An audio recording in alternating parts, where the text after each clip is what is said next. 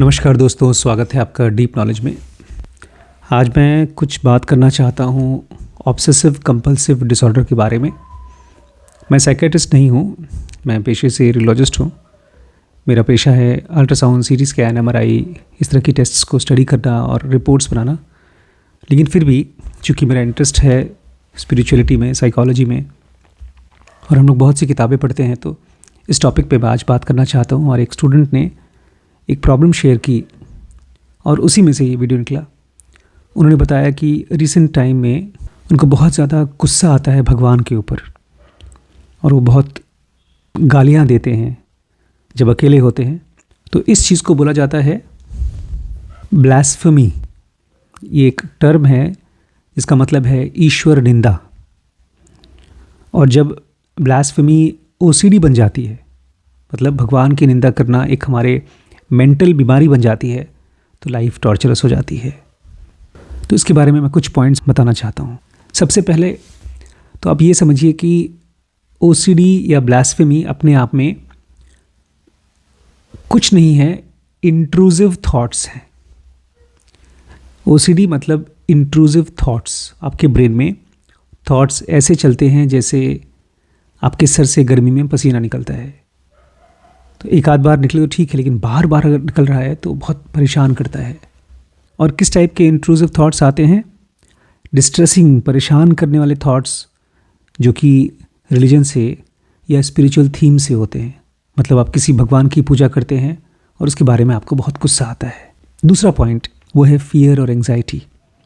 हम लोग इनहेरेंटली मानते हैं कि ईश्वर सबसे ताकतवर है, वो कुछ भी कर सकता है।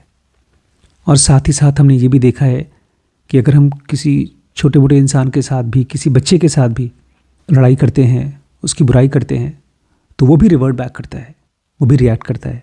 और यहाँ तो हम ईश्वर की बुराई कर रहे हैं, तो मन में फियर और एंग्जाइटी का आना नेचुरल होता है। Third thing is repetitive rituals. एक भाई साहब थे, करीब 6 महीने पहले की बात है। उन्होंने मेरा वीडियो देखा और ज़ेन योगा ख़रीद ली। उनको बहुत अच्छा लगा। फिर कुछ महीने बाद उन्होंने मुझे फ़ोन किया कि सर ये बुक आप वापस ले लीजिए। मैंने कहा मैंने तो आपको ये भेजी नहीं बुक, आपने खुद दुकान से ली है। बोलते नहीं, मैंने आपकी वीडियो को देख करके बुक ली है, इसलिए मैं चाहता हूँ आप इसको वापस ले लीजिए। क्योंकि उनके मन में गुस्सा आ रहा था। वो ओसीडी के मरीज़ थे। वो कहते हैं दिन भर मैं इस किताब को पूजा करता हूँ कि मेरा कुछ बुरा मत कर, मेरा कुछ बुरा मत कर। अपने आप में जो योग है, ज़ेन योगा है, वो किताब नहीं है, वो मैं हूँ।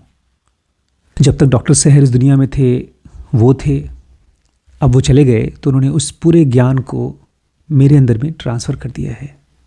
और जब मैं यहाँ से जाऊँगा तो मैं भी इसको किसी न किसी के अंदर ट्रांसफ़र करूँगा। वो उसी 1000 योगीज़ में से होंगे जो हमारे साथ कनेक्ट होने वाले हैं। लेकिन अगर आप इस पूरे कॉन्सेप्ट को नहीं समझते हैं, स्पिरिचुअलिटी के कॉन्सेप्ट को, तो आप इस तरह के रिपीटेटिव रिचुअल्स में फंस जाएंगे।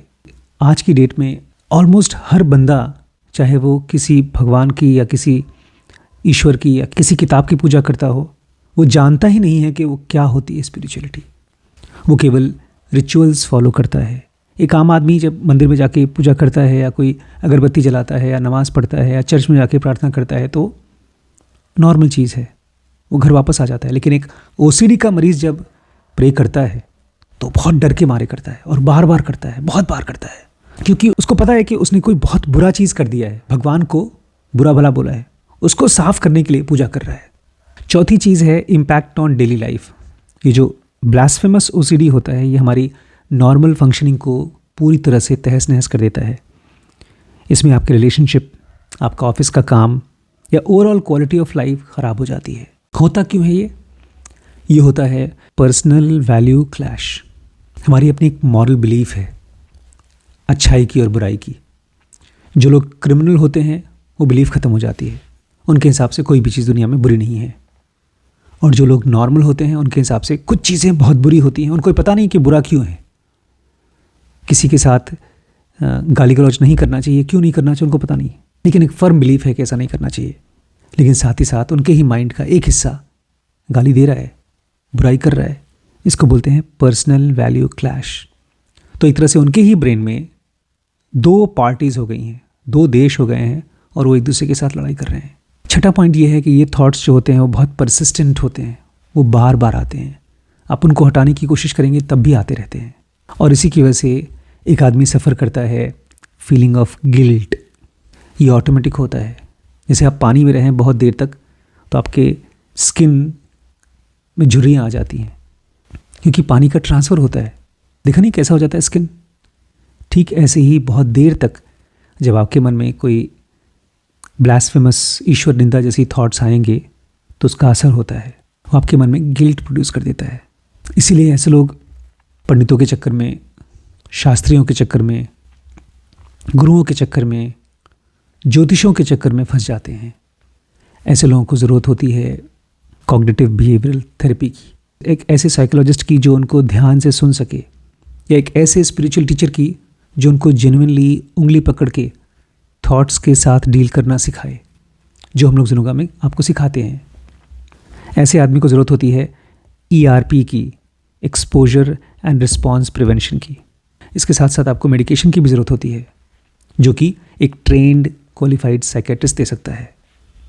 लेकिन ओवरऑल लॉन्ग टर्म इम्प्रूवमेंट तब आएगा जब आप अपने बिहेवियर को, अपने थॉट्स को समझ पाएंगे और आप इसको ठीक करना चाहते हैं। क्योंकि आपका जो ये थॉट्स चल रहा है, ये निकल रहा है कन्फ्यूजन में से। आपको अभी तक ईश्वर का फैक्ट नहीं पता कि वो होता क्या है। आप केवल एक इमेजिनेशन को, एक कल्पना को पूजा करते हो, और जब आपकी एक्सपेक्टेशन पूरी नहीं होती है, किसी भी तरह की एक्सपेक्टेशन, तो आप उसी कल्पना की बुराई कर रहे होते हो। तो सच पूछिए तो आपने एक दिमागी पुतला बनाया, उसको खूब प्यार किया, उसके बाद वो पुतला आपको रिस्पॉन्ड नहीं कर रहा है प्यार करके, तो आप उसको मार रहे हैं। लेकिन चूंकि ये सब चीज़ आपके मन का पार्ट है, इसलिए आप सफ़र करते हैं। आपको मेडिसिन की ज़रूरत पड़ सकती है, आपको एक्सपोजर एंड रिस्पॉन्स प्रिवेंशन की ज़रूरत पड़ सकती है, बट मोस्ट इम्पॉर्टेंट आपको कॉग्निटिव बिहेवियरल थेरेपी की ज़रूरत है, जहाँ पर एक आदमी के साथ बात कर करके अपने ब्रेन की वायरिंग को ठीक कर सकें। और फ्यूचर के लेवल पे और कुछ टाइम के बाद आपको स्पिरिचुअल साइंस को भी पढ़ना पड़ेगा, बिकॉज आपका मूल रूप फिजिकल बॉडी नहीं है, ब्रेन नहीं है, you are a spiritual being. ठीक है, आज इतना ही।